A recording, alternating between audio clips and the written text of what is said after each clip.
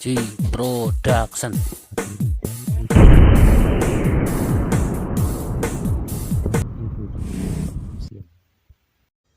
Lajeng kemudian beliau mengambil sebuah kayu untuk kemudian ditancapkan, dan beliau berkata bahwasannya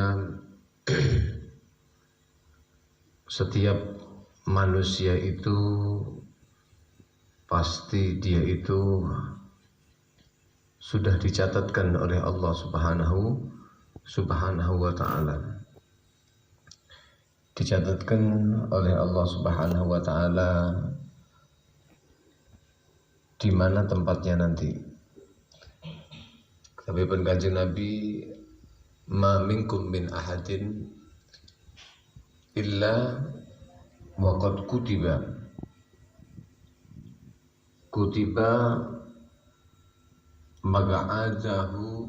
maq'aduhu minal jannati wa maq'aduhu minan nar. Tidak ada setiap satu dari seorang manusia kecuali sudah ditulis oleh Allah di mana duduknya dia nanti, apakah di surga apakah neraka. Diciptakan oleh Allah niku sampun dipun tulis niki penghuni neraka, niki penghuni surga. Akhirnya para sahabat niku bingung. Ya Rasulullah, afala nattaqilu ala kitabillah. Lek ngoten mboten pasrah mawon kepada catatan yang sudah ditulis untuk kami. Wa nada'ul amal. Lalu kami tinggalkan amal. Ya apa beramal tetapi pun dicatat. Amal model nopo kemawon ternyata nanti juga akhir ujung-ujungnya juga kalau memang ditulis ahli neraka maupun neraka. Mati ini su'ul khatimah. Jadi kita tinggalkan amal saja kalau begitu, manut kali syaitan insyaallah. Kanjeng Nabi SAW melihat gagal fahamnya sahabat pada saat itu. Lalu Kanjeng Nabi dawuhaken, ya malu, kalian beramal saja, kalian berusaha, kerjakan amalan, kerjakan ibadah, kerjakan ketaatan, jauhi kemaksiatan.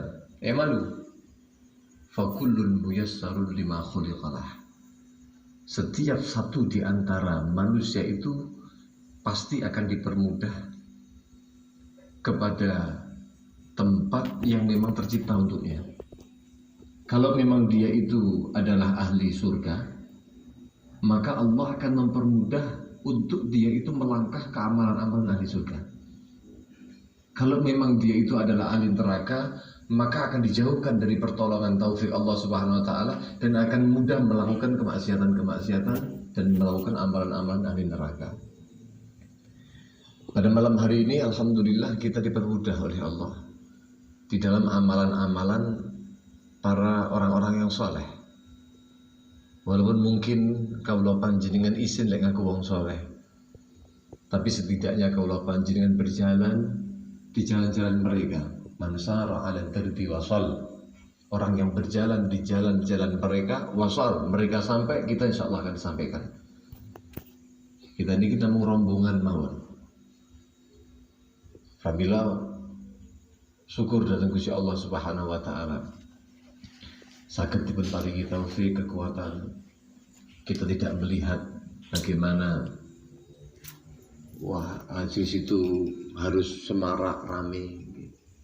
Ini majlis kendrit-kendrit ngeten iki tapi tambah mboten putus arang panjenengan. Tapi bukan berarti ngeten iki terus tidak berusaha. Tetap berusaha.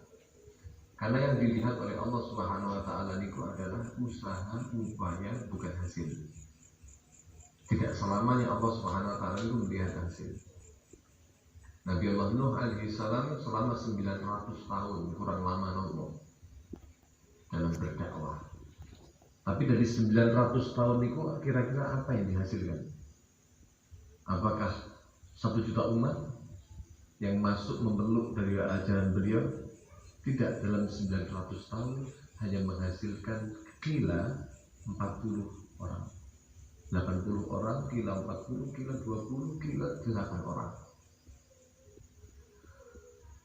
Dari situ kalau panjenengan bisa melihat bahwa ternyata ternyata yang dilihat oleh Allah bukan hasilnya. Buktinya beliau walaupun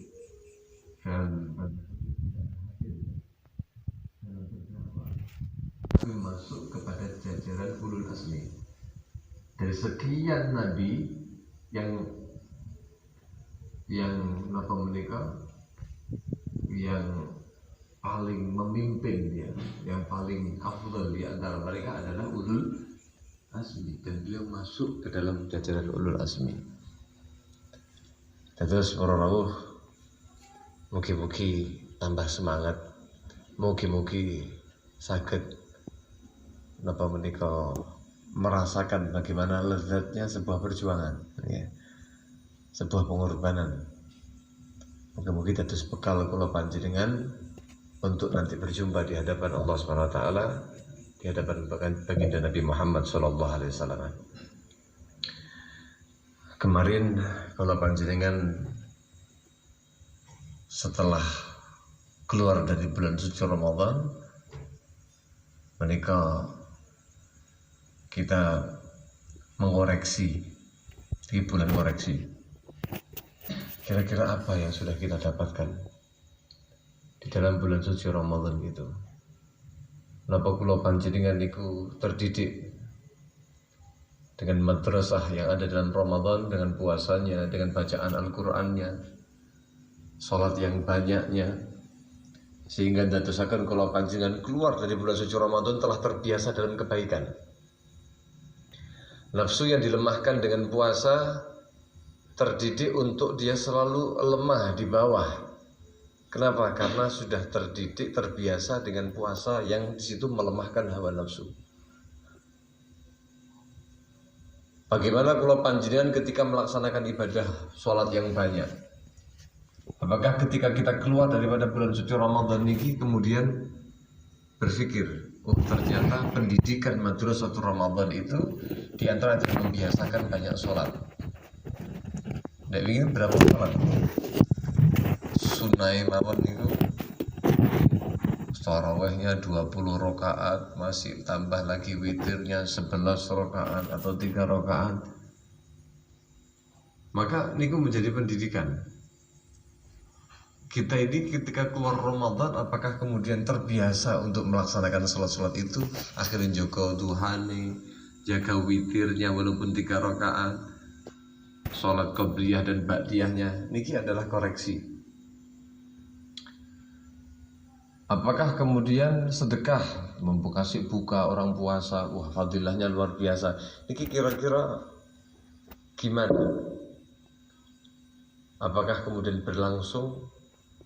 Kita terbiasa badlul majhud atau badlul mal, mengorbankan daripada harta kita, lalu kita merasakan dan terbiasa dalam hal itu, kemudian kita keluar dari bulan suci Ramadan membawa keberkahannya, menjadi orang-orang yang terlatih untuk kemudian banyak berinfak dan lain sebagainya dan lain sebagainya. Ini adalah alamatul qiyam.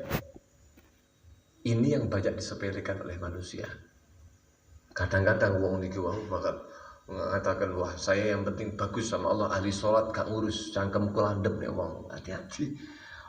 Sedikit mengenai manusia, niku Nabi Muhammad sallallahu alaihi wasallam niku sangat perhatian, sangat hebat.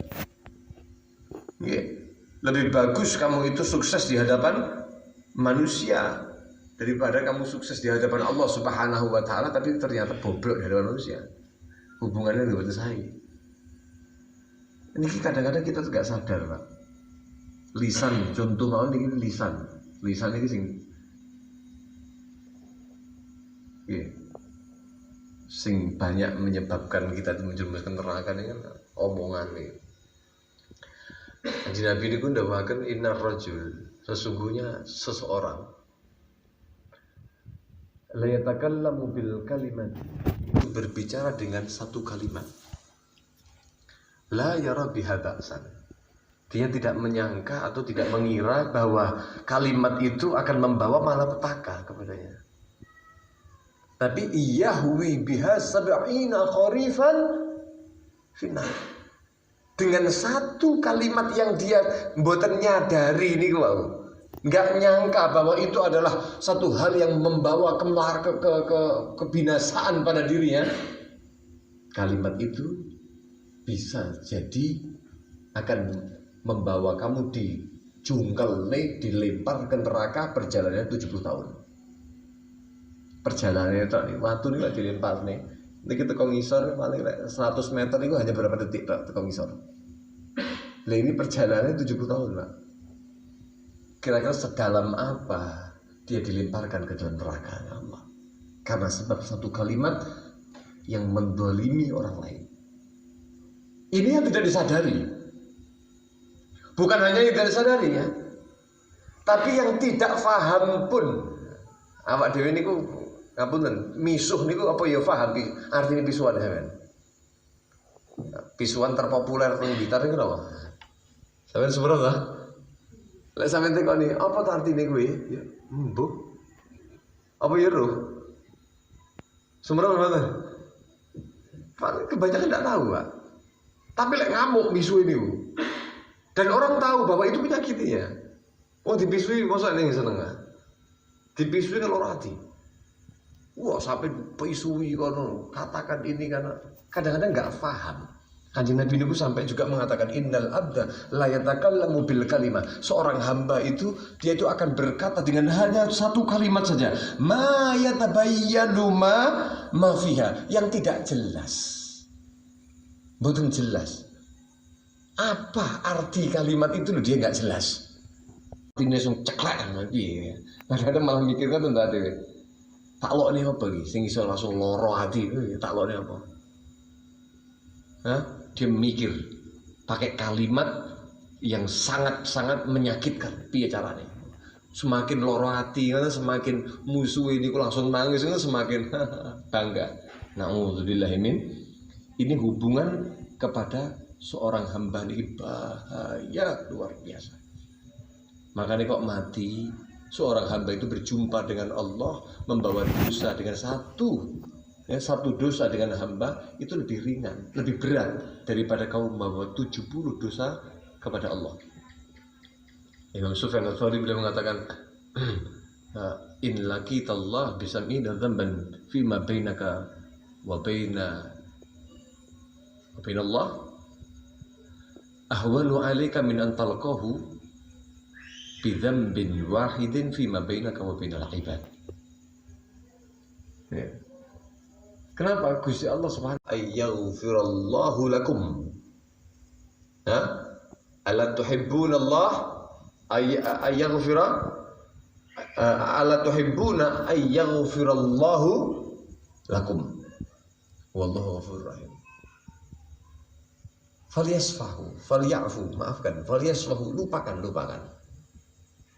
Masa awakmu gak seneng lek Gusti Allah ngampuni awakmu? Lek awakmu seneng panjenengan Allah roh awakmu paham panjenengan niku dosa ni kathah kali Gusti Allah, terus pengin Gusti Allah niku duwe sifat maaf dhateng panjenengan, ya Allah bersikaplah sebagaimana yang diajarkan oleh Allah untuk kita mudah memaafkan yang lain, sehingga dengan begitu Allah akan berlaku yang sama kepada kita.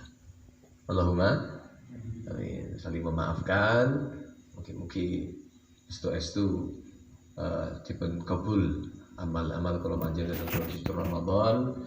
Amin, Allahumma amin. Dan didoakan panjenenganipun Abah Habib Mustafa menika dipun paringi sehat, paringi afiat, fi khair wa lutuf wa afiyah. Amin ya rabbal alamin. Al-Fatihah.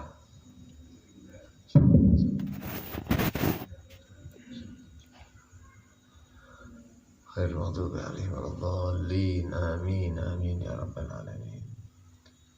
Dipun umumaken pilih benjang pagi besok pagi niki wonten acara datang Kismantoro menika halipun Habib Muhammad Anis bin Alawi Al-Habsyi yang rutin dilaksanakan oleh Abah, dan berharap panjenenganipun Allah panjenengan semuanya bisa hadir bersama-sama datang menika majelis kali indang-indang dalemipun abah mereka seberapa, terus bangun masjid seberapa sampai pundi, terus bangun pondok sampai pundi, ya. Sakit mirsani mereka. Insyaallah abah dalu menika dawuhipun, ya nggih. Rencananipun beliau juga berangkat walaupun dalam والإخوان وسائر الخلان وكل ذي محبة أو جيرة أو صحبة والمسلمين أجمع آمين ربي اسمع فضل الوجود المنان لا باكتساب منا بالمصطفى الرسول نضى بكل سول صلى وسلم ربي عليه عبد الحب وآله وصحبه عدد صحبه والحمد لله في البدء والتناهي والحمد لله رب العالمين.